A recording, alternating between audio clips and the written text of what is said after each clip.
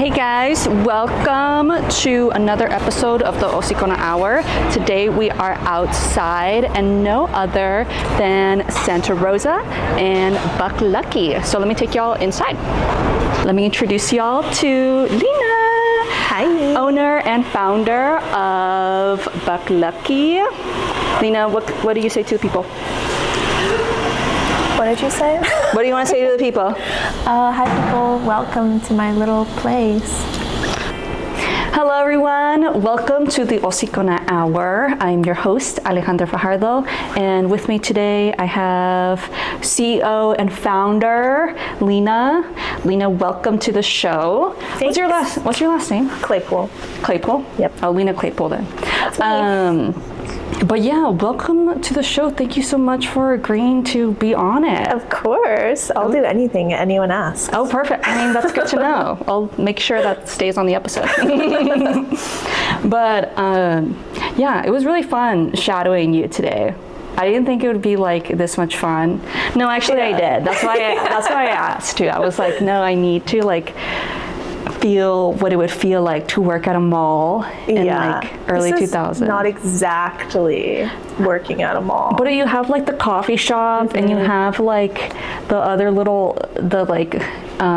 ambiance of what it feels like to work at a mall. Yeah.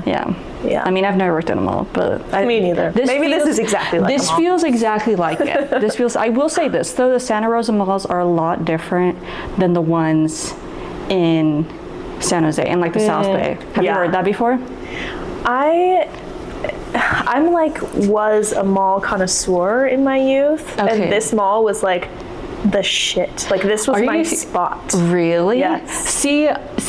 Okay, so when I met my partner, I had already been mauled out. Like malls were just like whatever to me at that point. Yeah. Because I was just like, I took them for granted. And then I went to the mall in Santa Rosa and I was like, why is it so sad? It's really sad now. Yeah. It's terrible now. It's not the same at all. But that was like I spent every weekend there. No, yeah. It was like the spot. No, I need to take you to like the Valley Fair Mall now. Yeah. Because like I think it's like because the Valley Fair Mall now in San Jose is like a lot more like mall-esque. Yeah. Than it was like I think it sucked out the juice of Santa Rosa of its surrounding malls, and now it's like I just am not a mall goer anymore. Yeah. I can't spend the money on mall stores. Honestly, me either. Now where I go to is like on a stop, like vintage, like thrifting stores is where which makes sense. Yeah. I like can't fathom spending money like on fast fashion, but also just like full price clothes. Yeah. No, I don't either. I'd rather just not spend money at all when I go to the store. If you got my draft. But that doesn't work for my business, does it? No, it does not, unfortunately. But that's cool. That's cool. Well, that kind of gets us into our first question, kind of like going back a little bit from like, can you take me back to like the early days of before, or I guess even before Buck Lucky was Buck Lucky, like what was your first experience with entrepreneurship? I mean, since I was a kid, I've never liked people telling me what to do and where to be, and I hated school because I hated having to get up at a certain time and be somewhere at a certain time, and I never really like connected that to being my own boss until much later. But like, you know, I was like a lemonade stand kid, or like I would make brownies when I was little and like drag my wagon to all my neighbors' houses and knock on their doors, and like, you know, I guess I've always been doing that. Right. But then it got more real in high school. Like I would resell clothes online, and that's kind of how I started. So probably over 10 years ago, there was an app called Vinted, and I used that first, and eBay to sell. Just like I would buy stuff at Goodwill and resell it. What made you get into that in the first place?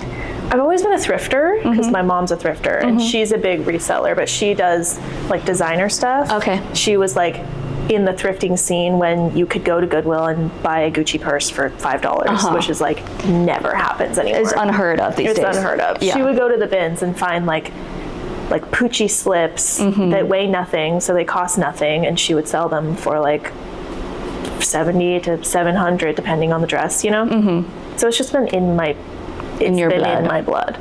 Like my mom is she'll like see something in the dumpster even and just know that it's like it's something that you've never heard of. Like I would think it was trash, and she knows that on eBay it's selling for $600. Like she can just tell that something is something. So she has that sort of innate talent of being able to find the value in the mundane things that people wouldn't necessarily find the value in. Yeah. That's cool. Yeah. Stuff that you would look at and be like, who would ever want that? She'll be like, I bet someone on eBay wants that. Yeah. No, and that's cool, because that's so mainstream now. Like anybody and everybody knows somebody that's reselling something, whether that be clothes or like antiques or like Pokemon cards or whatever, what have you. But like the reselling like hustle has really blown up. How has that changed throughout the years? The reselling boom, especially in COVID, like partly helped my business, but also partly hurt it, because it has made the competition way more intense. Like when I go to the bins now, the Goodwill outlet, it's like everybody. It's like a flock. Yeah. Like it's not as easy as it was. Like, I mean, when I was young, it was different, but like, especially when my mom was going and like, you know, you could find all the crazy designer stuff. But even when I was a kid and I would go, it was like, you still find some good pieces. You'd find good stuff. You'd find vintage. Like before, I think COVID really is when everyone started getting into it, because everyone's looking for a way to make money at home, and like you can't blame them, but also I blame them. Also respect the hustle, respect the people that are out here. Yeah. Cool.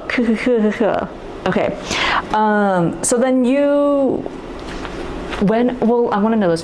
When was it, like in high school, when you were like, oh fuck, like I'm actually pretty good at this, like I could move this to the next step? Yeah, so my sophomore and junior year, I really started selling stuff online. And like prior to that, even like 8th grade, I had started screen printing, like just for fun. I didn't really think of it as a business. But once I started reselling, and then I started upcycling, like I would buy shirts and crop them, or like, you know, just like very basic level upcycling. I was like, okay, I need to make a brand now. And I did my senior year independent study, so I basically wasn't at school. Yeah. So I did a lot of Love that for you, by the way. Me too. The best decision I ever made. Because I spent all my time working on my business, and I started selling at the Wednesday night market, which is right out here. Shout out. Every Wednesday, shout out. Downtown Santa Rosa. So I was there every Wednesday in high school, like popping up with my clothes. I had screen printed shirts with my logo. And the Buck Lucky logo? Yeah, same exact logo that I have now. Cut to the Buck Lucky logo. We'll get a clip of that in a second. And all my upcycled stuff. And so I was doing that every Wednesday, and then I started looking into like screen printing jobs and like jobs that would kind of further that for me. Yeah. And I got a job at a screen printing shop in San Francisco after high school.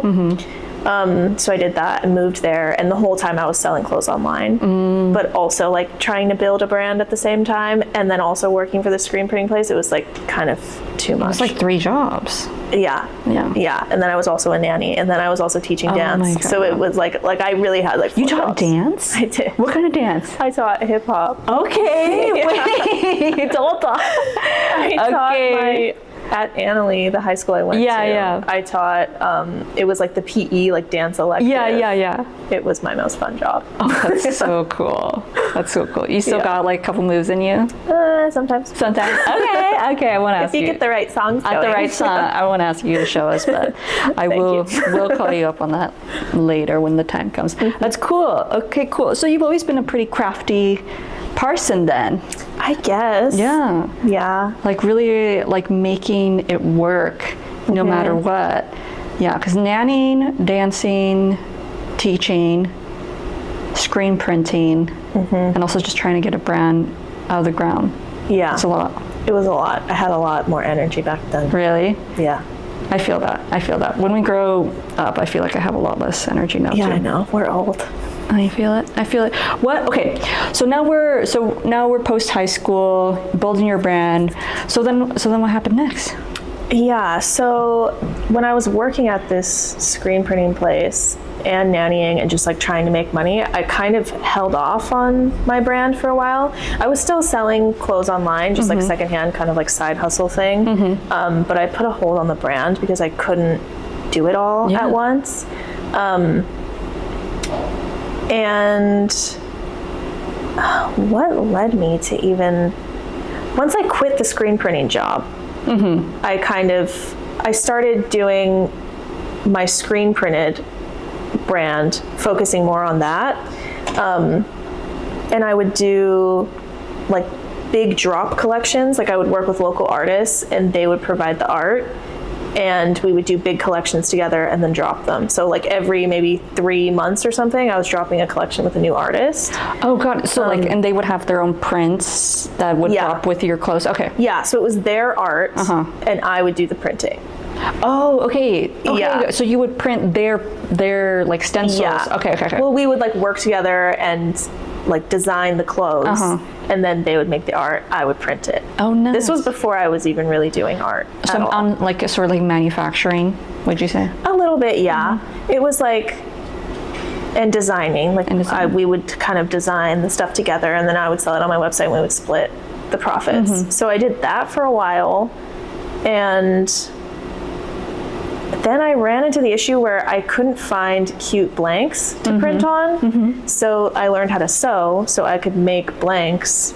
And then once I learned how to sew, I kind of just started sewing. Yeah, and then because that opens like a door in and of itself, like a myriad of opportunities. Yeah. And I get bored fast. Yeah. So I was so tired of the screen printing by then. Like it was too much. And I was so over like printing the same thing 100 times over and over and over and over. And I was just exhausted by it. So I started sewing and I started doing like one-off pieces. One pieces, yeah. Yeah. So and this is what I still do. I buy secondhand fabric and that's the ice machine. Oh, okay. Got it. I buy secondhand fabric and make one-off pieces with the fabric. Yeah. So it keeps it more interesting. Yeah, because we talked about that earlier of just how much art and trying to profit from art can become so mundane and so painful to do and really suck the fun out of it. Yeah. How do you manage that now in your day-to-day? It's tricky.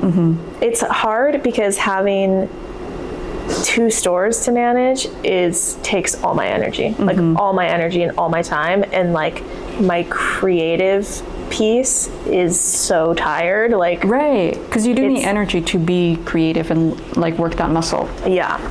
So it's hard. I'm definitely not drawing as much as I used to. I'm not sewing as much as I used to. I'm like leaning more into the vintage selling. Sourcing, sourcing because it's just easier and a faster turnaround.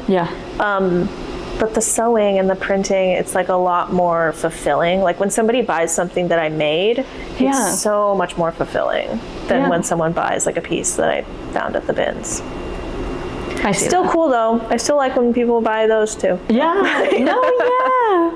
I could see that. I could see like what sort of like the different type of fulfillment that you get depending on the piece that someone gets. Yeah. No, totally. Because if someone buys the things that you like made with their 2 hands, like it's completely different than finding that. It's way cooler. Like if someone like just loves a sticker that I made and is like telling me how cute it is, that's way more fulfilling than someone buying some jeans that you found. But it's still cool when people buy those because it's like my style or whatever. Yeah, and I do love your stickers. I think they have such a distinct style to them and they're so fun and so like you can tell they're just you.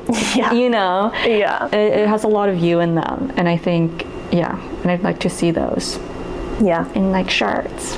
Little crop tops. Yeah, I know. I did that for so long. Right. And I like after I did the screen printing store and I was doing collections with people, I started making my own clothes and drawing more because I used to draw a lot when I was a kid And like I actually had a clothing line when I was in 4th grade. Oh my God. With my friend, and we would draw. Yeah, I forgot about that. Okay, actually. okay. Maybe that was my first stop. Not the lemonade stand. No. Yeah, no.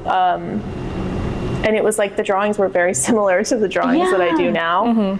And I just kind of, as I grew up, it was like you get jaded when you're old, and like cute, stupid stuff is like not cool anymore. It's still cool. Yeah, it's still cool. Cool. But Brian, my husband, is the one who was like, you should keep drawing. Like people would love these. You should put these on clothes. And every time I make them, people love them. So I did that for a while. Yeah. And I'm still gonna do it when I have energy. When you have energy. No, yeah, because it does take a lot. It does take a lot more out of you, simply because it is about putting yourself out there too. Yeah. Right. And there is some sort of vulnerability, and that does take more out of you than putting some pieces that you sourced. Yeah, for sure. Yeah. Okay, cool. So now, fast forward, we're to the store in Petaluma. Okay, so during COVID, I was sewing a lot and printing a lot because I had the time.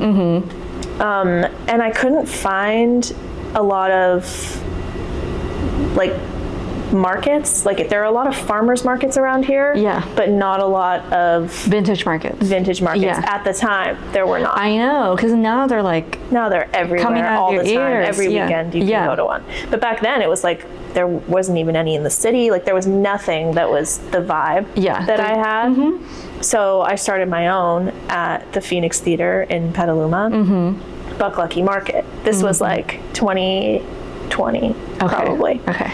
And I did that every month for like a year, and I met tons of local vendors, because back then it was like there really weren't a lot of markets like that. Yeah. And you couldn't shop inside, so you had to shop outside. Yeah. So the demand was a lot higher for stuff like that back then.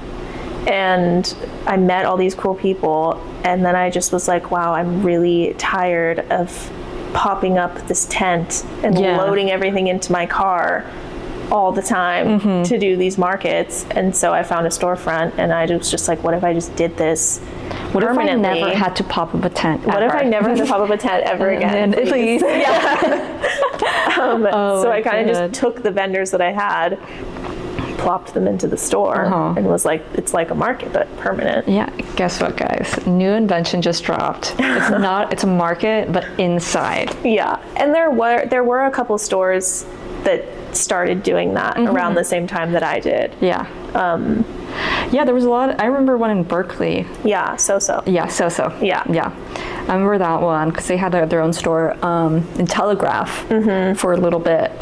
But it was just so busy there.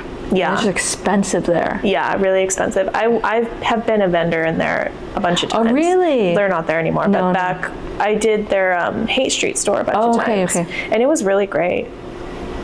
Good turnaround. Yeah. Yeah. They're really, I mean, the racks there were super expensive. Oh, I bet. But I'm sure the rent there is crazy. So you have to charge more. Yeah, I can see that. Yeah. But there's nothing like that in Sonoma County. It was like, when I opened, it was kind of the first, like, there's nothing like Y2K. There's like no stores with pink walls. Like, it's not like that out here. No, you have a Goodwill, and you have the bins. Yeah. And you have like whatever else, and the little thrift stores. Yeah. But no, like a vintage store. No. Yeah. This is the first one out here. A lot of antique stores. I know. That's where I got the idea, was going to antique malls, and all the stalls are different vendors. Yeah. And that's where I got the idea to do the vendor-based store in Petaluma. That's cool. That's cool. What was like the final, or how do I say this? Not the final straw, but what made you, what's the idiom I'm trying to think of? Like shoot the bullet? I don't know. You know what I'm saying? To open the store? Yeah, there you go. It kind of happened really fast. I went to Portland, and I went to an antique mall when I was doing the markets all the time. And like, as I was shopping in the antique mall, I was like, what if I did this, but with my vendors in a store in Petaluma? And I just was kind of like, oh, interesting idea. And so when I got home, I was like, I'll just look at storefronts for fun. Okay. Just for fun. Yeah, just yeah. to see how much they are, like realistically. And the first one I found is the one that I'm in. I just kind of popped in and was like, this is perfect. Yeah. It was a really great location. Decent rent. Yeah. And I just... Have they raised it over the years? They raise it every year, yeah. I see. Yeah. But I just kind of just did it. You just went for it? Yeah. I think I looked at it in July, got the keys August 1st. When did you go to Portland? I went to Portland in July. Oh my God. Yeah. I went to Portland in July, got home, looked at the space, went to Iowa. In Iowa, made the call, was like, okay, I'm going to send you the deposit, sent the deposit. Oh my God. Got the keys when I got home August 1st, and then I opened September 1st. That's crazy. Yeah. How was the turnout? It was nice. Yeah. It was good. I mean, it was so different back then. It was such a mess in the store because I didn't rent racks, I rented empty space. Oh. So I would give them, I don't even remember, it was like a 6-foot space or something, and they would fill it with whatever they wanted because I didn't want to do racks because a lot of my makers made, you know, crochet hats or whatever, or jewelry. Like I didn't want to furnish the space because I knew that I would be switching vendors so much. I didn't want to have like a set amount of each, so it kind of just looked like a mess. Oh, so it was like disorganized a little bit. It was pretty, yeah. It was kind of rough. Yeah. But people liked it because it's like you're digging for treasure. Like people the idea of walking in somewhere and it's like a hidden gem and they have to dig through everything to find the good stuff. Half of why you go thrifting in the first place is to go looking for treasure. Yeah, like exactly. That's why, like, I don't even like the department store because it's so curated. Yeah. Like, obviously, I'm going to find something I like. But when you find, like, that same top that you would find at a store, but at a thrift store for $2 yeah. Like, it gives you the juice. It does something to you. It does. It literally gives you the juice. Like, I remember when I first started thrifting, I could stay like at a thrift store for like hours, a whole day, as long as I found something like at least once every hour. Yeah. And that would keep me going. Like if I didn't find anything for like an hour or something, I'd be like, okay, let me just go home. Yeah. But if I found something, it would like keep me there. Yeah, it really is. It's like the thrill of the hunt. It's a drug. It literally is. It is. Yeah. But yeah, okay, cool. What did you learn from your first experience or your first like store in Petaluma? It's not as easy as it looks. In some ways. In other ways, it's way easier than you think. I guess it's way more expensive than I thought. Just staffing and insurance and utilities, like keeping everything afloat is way more expensive than I thought it was going to be. But, you know, I didn't do any research before I started. Yeah. I just kind of jumped in. So, like, you know, I didn't know much. But you learn like as you go. Yeah. Exactly. I've learned a lot about how to curate for your location. So just my Petaluma location versus Santa Rosa location, totally different customers. I know. I love that. I love looking into the Petaluma one versus this one, completely different. I mean, obviously like similar vibe at the end of the day. Like if you were to ask like a man what the difference between the Santa Rosa Petaluma, like he wouldn't be able to tell you. But like when like the average shop goer would, and that's what I think makes that so precious. But yeah, go ahead and I mean, in Petaluma, I think it's just about the location because I'm near all the high schools. Oh, okay, I was about to say, I was like, is there like younger kids there? Yeah. I get way younger customers over there. And I think the items over there are kind of generally priced a little bit lower than Santa Rosa because the difference in what the kids like over there versus what the people like over here is like, it's like a totally different demographic almost. Well, tell me a little bit about that. So the teenagers in Petaluma, I mean the ones that come in here too, teenagers in general, they didn't live through the early 2000s, even like the 2010s like we did. So they see clothes from 2011.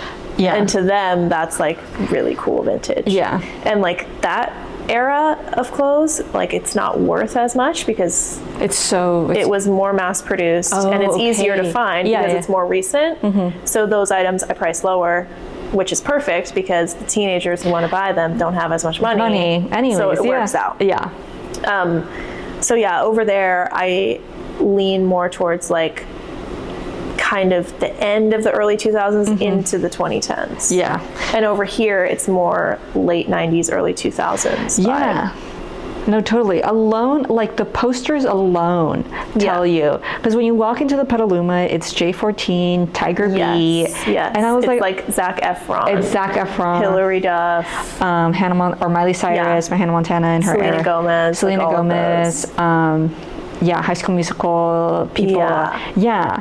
Over here, it's like it's our J-Lo, Queen. Spice Girls. It's Spice Girls, yeah. Backstreet Boys. It's like more late 90s. It's a very late 90s. And I think that's really cool how you've been able to do that. Yeah. Keeps it. I was worried about that when I had both the stores. It's like, how do I decide which piece goes where? Yeah, which piece goes where. So it's worked itself out. And now we're here at the Santa Rosa location. Yep. Which is a beautiful location, by the way. Thank you. So excited. Okay. Moving on. Mindful on time. Do you have any pending things that you need to get done? What do you mean?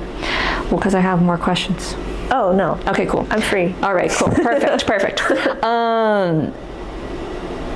Oh, well, you might have already touched on this one, but I'm wondering if you have any more to say about it. What's something you wish you would have known before running the shop?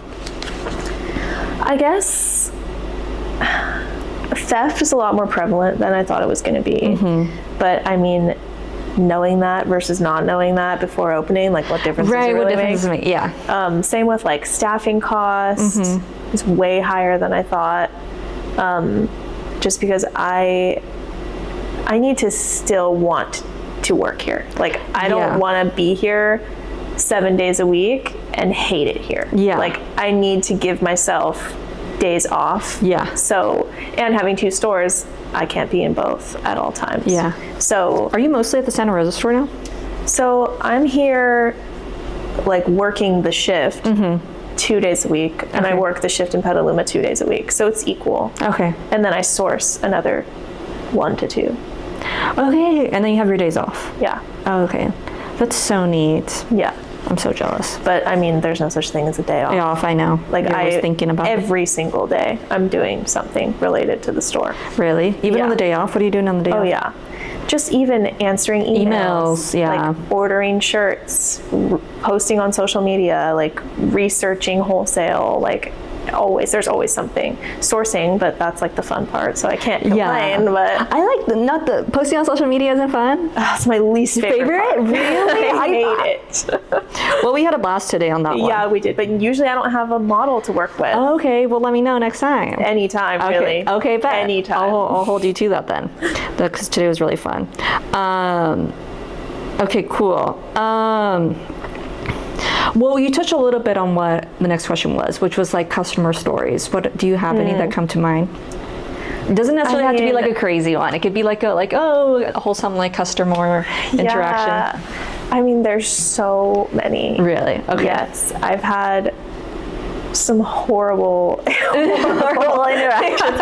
At the Petaluma one? Both. Okay. Both. I mean, the theft, obviously. Yeah. And some people Which can you tell, I know we talked about this, but can you tell how you deal with that? Because I think it's hilarious. It depends on kind of the demographic of who's stealing. Yeah. Normally it's teenagers stealing. Yeah. So I usually will just take a screenshot of them on the camera and blast them on social media. And they come back. And they come back. They generally come back because they're embarrassed or they're scared someone's going to tell their parents or whatever. Yeah. So that usually works. But because I'm not willing to confront someone unless I know for 100% sure. that they took something. Yeah. So usually I don't notice it, or I don't feel confident enough to say something until after I've watched the camera footage, and I can't do that usually until they've already left. Is it the Ring camera? Is that what you have? I use Simply Safe. Oh, okay. Yeah. Is it like similar? It's the same idea. You just like have it on your phone then? Yeah. Okay, but yeah. And we have like camera footage, like live camera footage at all times going in the store, but sometimes you just don't know, or like sometimes someone will try something on, try a bunch of stuff on. Yeah. Bring me a pile of stuff and say, oh, I don't want any of that, and then they leave, and then I notice that something is missing. So I have to go back in the camera. Oh, that's so annoying. Yeah, but usually they bring it back if they're embarrassed enough. And then you delete and then that is how it goes, yeah. Yeah, if they bring it back, I delete the post. Okay. If not, does it just stay on the page? Usually it's a story. So okay, the story. Because I figure after 24 hours, if nobody knows who they are, then it's like whatever. It's like fun. But I'll send it to my cashiers and tell them that person can't come back. Do you guys got the wall of like people? I want to do the wall. I just haven't done it yet. Oh my god, that's so iconic. I know. I want to do the wall, but then if they return the item, do they still they can get take put on their the wall? They can take their name. No, they just can't ever come back. They can just ever come back, and then you take the You have so like the a separate shaming, wall. Yeah. Like the redemption. The redemption wall. wall. Yeah. Exactly. You should have that. Yeah. Oh my god, that's crazy. Okay, so the stealing story. So that's how you deal with stealing. Any other customer stories? I mean, you get your crazy people every once in a while. In Petaluma, I'm by myself there, or whoever is working is alone while they're working. So it's a little bit scarier over there to get, creepy men or whatever. But we have good neighbors. Oh, so, really? Okay. Yeah, there have been times where I have to run out to the guy next door and be like, can you please help me and get this guy out of here? Like crazy guys who linger. But I have a lot of really fun customers too, like really quirky little old ladies who come in every so often. And all of the young, like all the teenagers are really sweet and just love the store and come in and tell me how much they love everything all the time. So that's nice. That's so sweet. No, because this is such the space that I would have wanted as a kid. That's exactly what I've tried to make. Yeah. Just a store that I would want to go to when I was a teenager. No, it is such a vibe. And you were talking about like earlier of how you wanted to be like more of a place that people like hang out in and workshops. Yeah. Any ideas you want to throw out?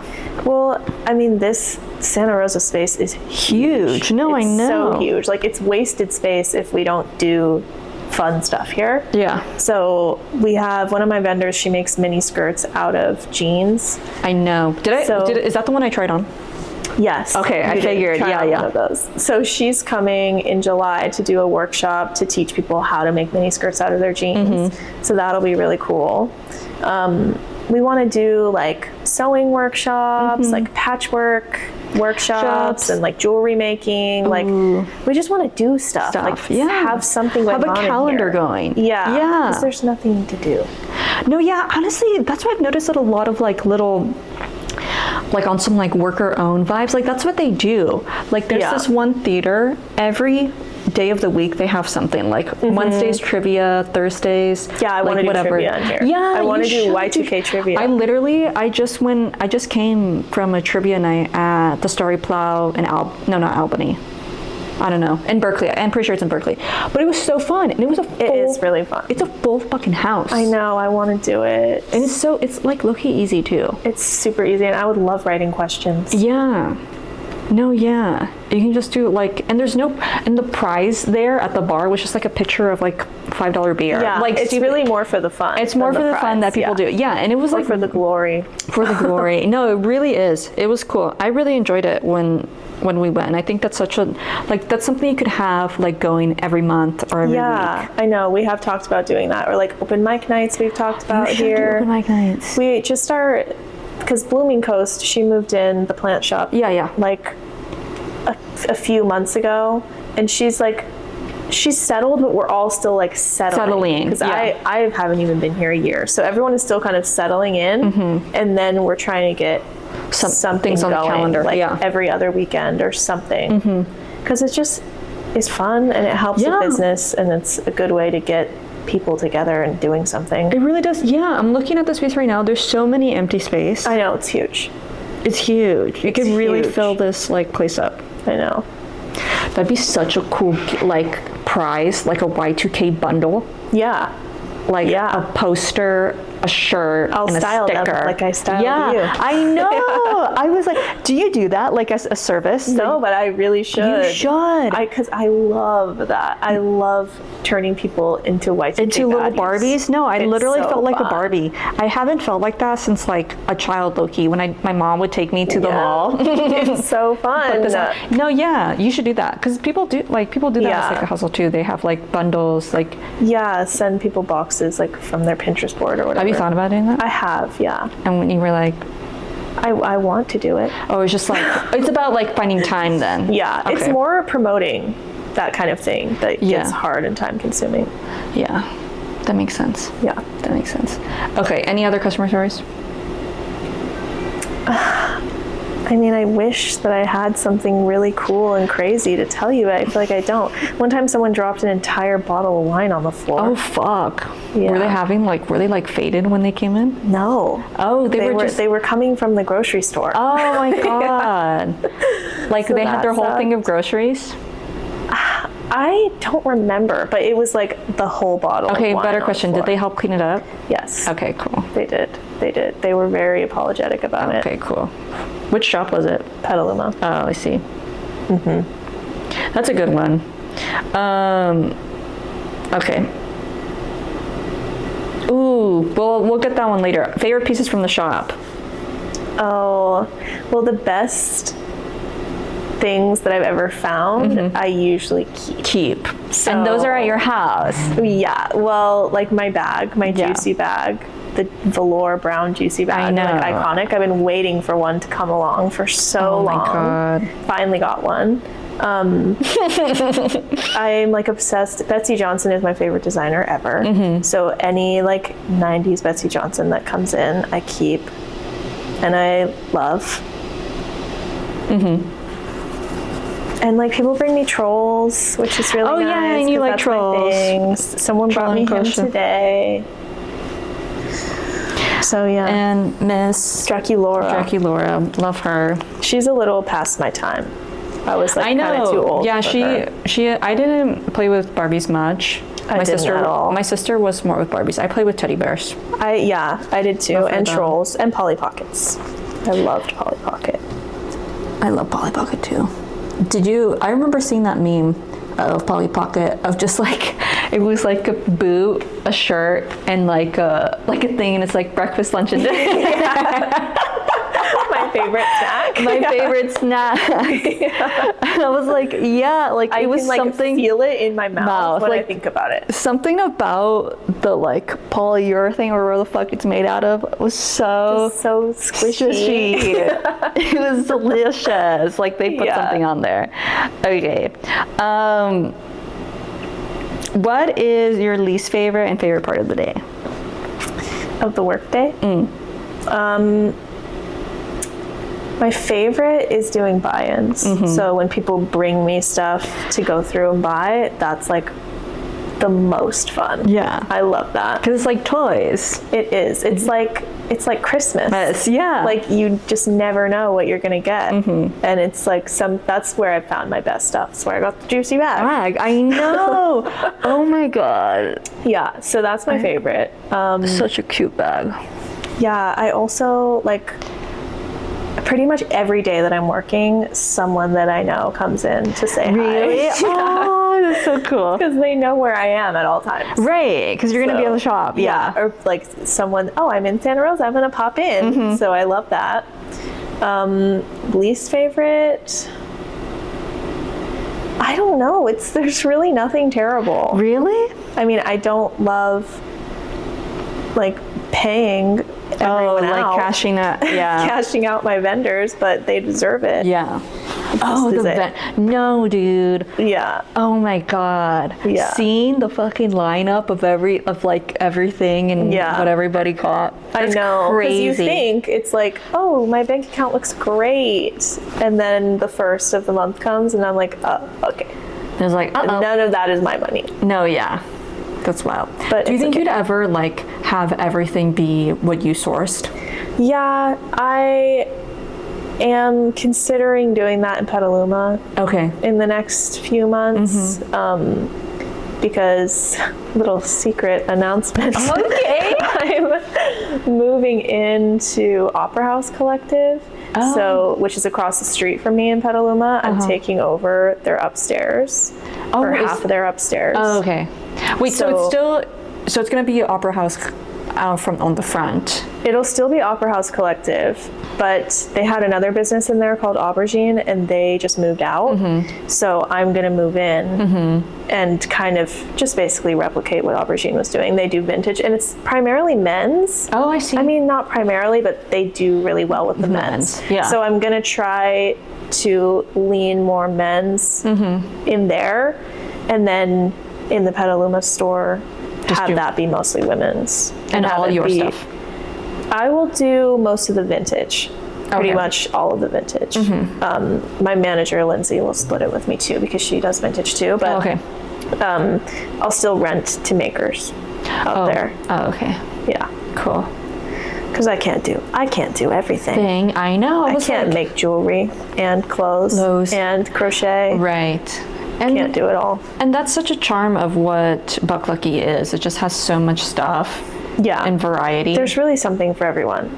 Like a lot of the times men will walk in and see that it's pink and just turn around and walk out. But there's so much good stuff. I know. There's stuff for them. There's tons of t-shirts in here. I know. There's tons of t-shirts, big keychains, pants. Yeah. Shoes. All kinds of things. Hats and stuff. Stickers. Little sticker. Everybody can get a sticker. Yeah. Yeah. There's something for everyone. Okay. So I think I know the answer to this question, but how did you learn to run a business, and did you have any mentors helping you along the way? I still haven't learned how to run a business. I'm just doing it. Right. It kind of is one of those things where like when something comes up, you just figure it out. Yeah. Like I didn't go to school. I didn't No MBA. No. Hell no. I barely finished high school. I just, everything is figure outable, you know? Yeah. Like when something comes up, like I heard this lady on a podcast talking the other day about like she was like going through something horrible and she was like, I don't know how I'm going to handle this. And she was talking to this guy and he said, well, the version of you that can handle that will be born when you have to handle that. Oh my God. So it's like, me right now, maybe I can't handle something that's going to come with my business, but once it comes, I'm gonna handle it. I will become the version. I will become the person that can handle that. That can handle that, yeah. Yeah, so that's kind of how I look at it. No, so true. And that's something that like so many people in like podcasts, they say that's what entrepreneurs are people that just figure shit out. Yeah. And that's really all it is being able to have the confidence to know that whatever comes your way is going to be figured outable, right? Figure outable, yeah. No, I love that. No. Yeah, I mean, luckily, like, well, I guess my store got broken into, but other than that. What was this? This was like 2 Christmases ago or 3 Christmas. It was Christmas this Day. Fucking bitches. Yeah, it was fucked up, but I figured it out. Oh really? Wait. I mean, yeah. Like, what can you do? Oh, okay. I thought you meant you figured out who did it. Oh no, still don't know. Oh, never will. There was no cameras or what? There was, but they had a hood on and a mask on. Like you just couldn't tell. Okay. Yeah, Dang. and even if you could, like, if it's someone I don't know, then what does it matter? What Yeah. Do? Oh, okay. Whatever. Yeah. What'd you learn from that experience? Just fucking take them as they come. It happens. Yeah. You know, I guess I like upped my security when it happened because I didn't have like a glass break sensor, so my alarm didn't go off because they didn't come in. They just broke the window and like took what they could reach, which was so stupid. And all they could reach was like this one little rack of clothes. Probably was nothing they even wanted. The fuck? I think they just saw that there was something they could reach, and so they took it. Oh, okay. But I thought there was like a full-on like no a cashier box. That maybe I would not have been able to handle. Yeah, that would have had you crashing out. Yeah. Yeah, but no, they just took what they could reach. It was more just replacing the window. That was so a bitch. Horrible. That's a window glacier. Oh well, next time. Next time, yeah. So if you ever need your windows. Okay, cool. Well, we already touched on that. Well, have you faced any other big challenges that made you question your journey as an entrepreneur? Just the slow months. The slow months. The slow years. Last year was really slow for all of retail. Something about an election year for some reason, which I didn't know was a thing, but that was my first election year, and that was a really, like, probably my slowest year. Yeah. You know, I heard that I was talking to a real estate agent recently, and she told me the same thing. Yeah, I mean, that makes sense because you don't know everything could change. You Yeah, don't know. that's so true. Yeah.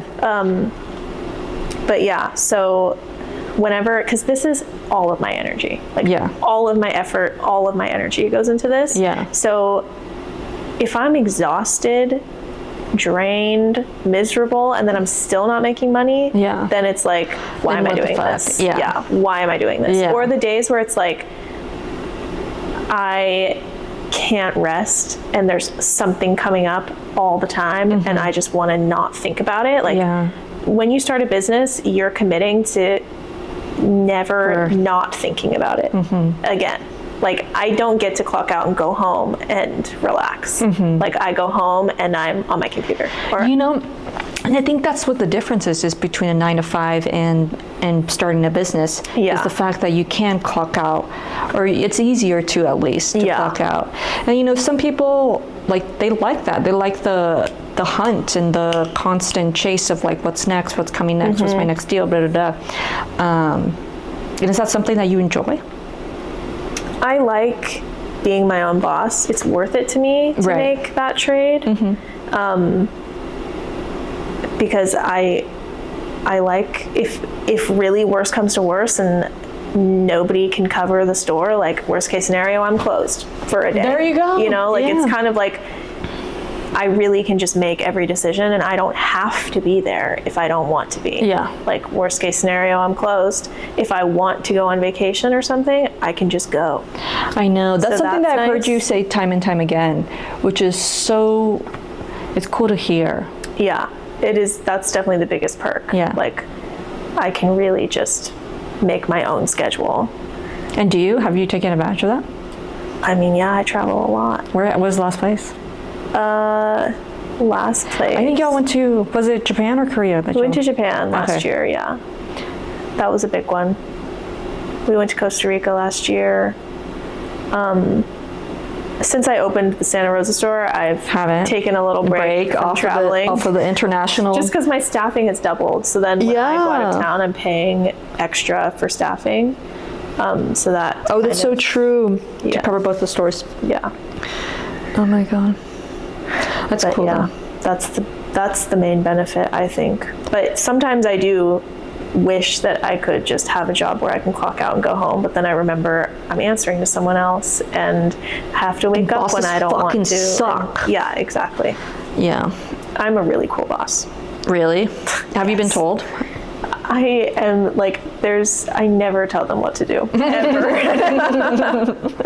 They basically can do whatever they can do whatever they want. That's cool. Yeah. Okay, next time I need a job, I know where to go. Yeah. Okay, what have you learned about yourself through this process? That I'm not good at being a boss. Really? First of all, I'm too nice.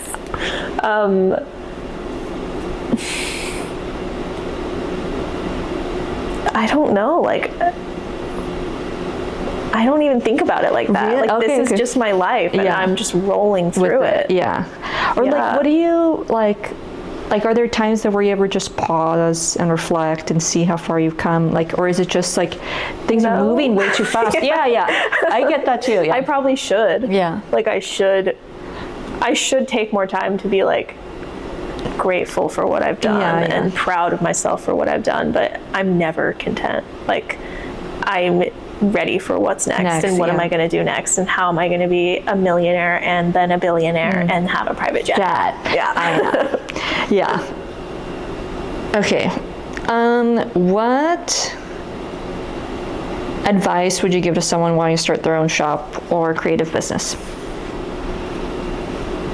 Really make sure that you want this. I've heard that. Really make sure. Yeah. Before you quit your job, before you uproot your life, like, everyone should have a creative hobby. Yeah. Everyone should have a side hustle. Yeah. I think it's great. Everyone should do that. But make sure that you really want to be thinking about this every second of every day until you retire. Yeah. Like, make sure that you want that and do your research. And how did you know that you wanted this? Well, I didn't really think about it. Oh, okay. Okay, so this is advice for your past self. This is advice. I mean, I wouldn't change anything. I still would do it. Yeah. But I knew that I didn't want a boss. Like, the main goal was, I don't want a boss. I don't want to go to college. So this is what it takes. This is what it takes, yeah. So I just kind of did it without thinking about it. And luckily it has worked out for me. Okay. But I would advise. Highly advised. Highly advised. Yeah. Know that, like, this is going to be your entire life.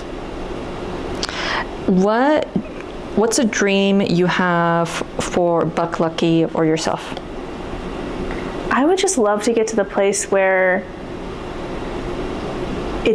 there's no stress involved. Like, where there's enough money where I don't have to be every single month like, okay, let's sit down and crunch these numbers, you know. Like, I want to be able to not stress about going on vacation and paying staff or, like, you know, stuff like that.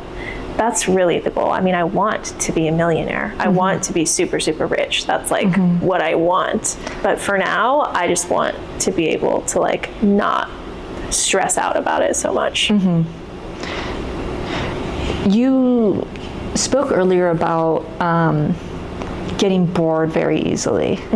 How does that drive that want of not wanting to be bored very easily and not wanting to be stressed? How do those come together? I mean, what's nice about the store is, if I'm tired of sewing, I can print. If I'm tired of printing, I can source vintage. If I'm tired of that, I can learn how to make jewelry and sell jewelry. Like, I can kind of always change up my creative side of it, so that I don't get bored creatively. The stress, I guess, maybe keeps it from being boring, because it's like, so I'm so on my toes. I mean, I'm not really, like, it's not really terribly. I know. Like, I saw you, like, when I came in today, it was like a slow-ish, like, vibe, and you were chilling. Like, there wasn't, like, you know, like, oh, I need to, like, write this report, or I need to do this real quick. Like, it seems like a very self-managed operation now. The stress comes from the financials only. Like, the day-to-day of being in the store, totally chill. Not stressful at all. Easy peasy. But yeah, I mean, I can just sit here and watch TV on my phone all day if I'm really tired. You know, that's like the beauty of being in charge. And I'm guessing that's something that you've done in the past then. Maybe not the whole time. But, like, sometimes I'm like 25 minutes late. And I start stressing in the car on the way, and then I'm like, why? I remember there's one time we came and it was closed, and it was like, oh, like, we missed Lena, and then we came later and it was open. You were like, oh yeah. I probably was getting lunch. Just getting lunch or something. Okay, last question. In what ways does this space reflect who you are? Like, in every single way. The pink walls, the fuzzy, like, everything. This is like me in a place. Petaluma more so, maybe, because it's just me. And it's more like, it was my first child. Like, I built it from the ground up. Like, this place, it was a vintage store before, so it already was kind of built out like this. Like, it was an easier transition.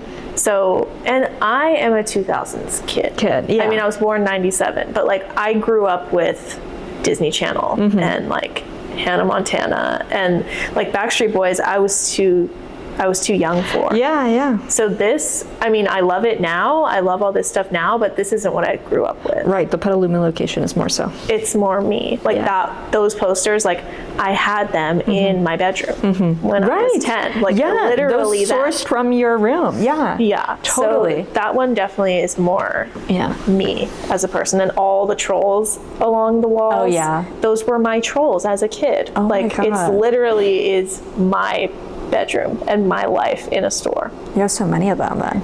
And that's like, I have hundreds of trolls. Hundreds. Between my house, my store, my parents' house, there's trolls in my whole life, across my whole life. Love that. Yeah. Okay, well, last thing. Tell me about the ball yesterday. Oh, North Bay Fashion Ball. So this is the 4th year that it's been done. But this was the first year that I took it over as my event. So it was passed down to me. And it was so fun. Okay. It's like so we have 6 designers, local designers. They showcase collections, and then we have like performers and stuff in between the collections. So we had like a burlesque performer, we had a music performer, we had like a wildlife rescue come with animals and like talk about the animals. So cute. Yeah, it was really fun, but it was exhausting, and it was like months of planning. And like that's like the biggest event that I do, pretty much. So it was all of my energy. Yeah. And now it's over, and I'm so glad it's over. I know. No, I know what you mean. Like having like a big thing looming in the back of your head on top of like the day-to-day things that just generally loom. Like it's a lot of weight. Yeah. And although like it's super exciting once like as you're doing it, it's like, oh, thank God it's over. Yeah. I'm glad it's over, but that's cool. Were you we'll selling be doing pieces it again there? next year. I know. Yeah. Were you selling pieces there? No, it was more just showcasing. Oh, okay. Yeah. Did people sell their stuff there? Not The designers? really. No? Okay. Next year, I want to try to do more of that, like a market or some kind of event. But it's hard because when you're watching the show, you're not shopping. Yeah. So it's like, I just need to figure out a way to make it worth it. Well, you can do like, you know how like doors open at like 6 or whatever? have like merch tables or something. Have merch tables that open at 6 and the show starts at like however much, and then the merch. Yeah. I probably will. How do you think like celebrities sell their merch at things? I know. Well, I am a celebrity at the end of the day. No, yeah. Okay, cool. Well, that's all I have for you. Thank you so much. Thank you for being a part of this first interview. It was so fun. Let's do this again next year. Okay. And maybe you'll have another shop by then. Yeah, we'll see. What are your manifestations for next year? Lots of money. Lots of relaxing. I guess that's vacation. it. Vacation. Yeah. Bikini on the beach. Oh, I love that. Yeah. We still have that ice rink that we need to go to. I literally have my skates in my. You have your own ice skates? I did. I took a lesson. What? I got them at I got them at Goodwill for like $4. No way. Yeah. Okay. Well, I am terrible at ice. I'll find. I can source you some. Okay. You tell me what shoe size you are. I'm a 7.5. Okay. I'll see what I can do. I'll see what I can do. Okay. Cool. But yeah, we'll say this. Are there anybody in your circle that you think would be good for this podcast? Probably. I have so many vendors that are cool and interesting Same to for this talk to. podcast? Yeah, or the plant shop or the coffee shop. You could shadow a coffee shop. Can you connect me with them? Absolutely. Okay. They would love that. Okay, cool. Yeah. Both of them would. Okay, but I can do like a crossover episode then. Yeah, that's a really good idea, actually, because you already kind of teased them. I did. Yeah, I can have them. I can do a half hour for each one. Yeah. That's cool. Anybody else? Tell me after the shop. Okay. After thing. Okay. Well, that wraps up our first interview. Yay. Do like and share in the comment down below. I'll be tagging Buck Lucky, both their locations. Do you want to drop the location of Buck Lucky? Petaluma, 170 Kentucky Street. Santa Rosa, 529 4th Street. So stop by, give Lena a wave if you ever come, and thanks so much for listening, guys. Peace out.